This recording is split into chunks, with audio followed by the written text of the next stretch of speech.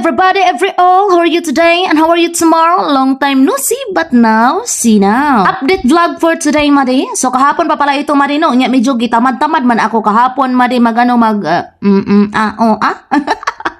Tinamad ba ako, Madi, mag voice over flower tapos mag-edit-edit ng video? Tuwing Domingo, Madi, ganito talaga ang ganap dito sa Serious Osmeña Public Market. Maraming mga nagbibenta ng mga isda, Madi. Tapos mga barato ra kayong isda nila. Kaya every Sunday, Madi, masarap. Malami talaga magadto-adto dito ba magbili-bili ng mga isda like lumiagan na nukos. Iwan ko talaga, Madi, kung ano talagang totoong pangalan nito man. Lumiagan o nukos. Comment down below kung sinong may alam. Bumili rin ako ng tabas, Madi. Yung maot ang dagway sa isda, Madi ba? Pero lami siya laman. Masarap yung kanyang laman pero yung itsura, Madi, is pangit. Like me. Maganda ang aking ugali pero pangit ang aking mukha. Bago pala ako nag-adto dito, Madi, para bumili ng isda, ay doon pala ako galing sa big nga tindahan. Malaking tindahan ba? Nag-grocery ako tapos namili ako ng mga alak. Nag-grocery ako, Madi, pang binta or pang pautang sa mga palautang na hindi marunong magbayad.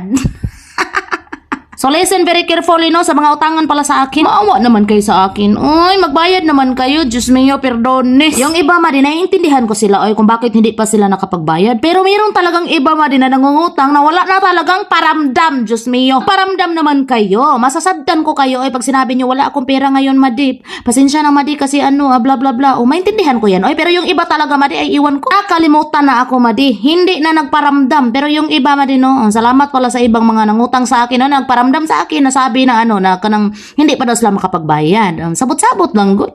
Di ka ba lumang po kumusabot. Pero sa mga taong hindi magkuan, hindi talaga magparamdam kahit kaunti, ay sorry na lang kung i-post ka na ako doon sa Facebook, Ayaw kong mangaway, Madi. Pero yung iba talaga, Madi, nakaka-high blood, Diyos ko. Hindi ako robot, tao. Ako, I am a human being. So I feel something wrong.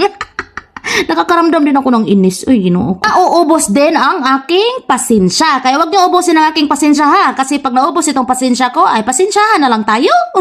Pagkatapos ko palang namili ng isda, Madi, dumiretso ako dito sa JL Salon. Sa gusto magpariban dyan, magpa-nails, ay punta na kayo sa JL Salon. Hinapit ko pala ang aking stepdaughter. Yes, Madi, you heard it right. Hinapit ko siya, Madi. Tinignan ko kung sinimula na ba ang pagriban sa kanya kasi nagpariban man siya, Madi. Like I told you before, Madi, I have a jowa. My jowa is has two children. Meron siyang 2 anak. Tapos mga babae, Madi, tapos poros na rin mga dalaga. So ayun, Madi, pinariban ko siya kasi gusto ko naman ma-feel niya ang justice ng kanyang pagkadalaga ba.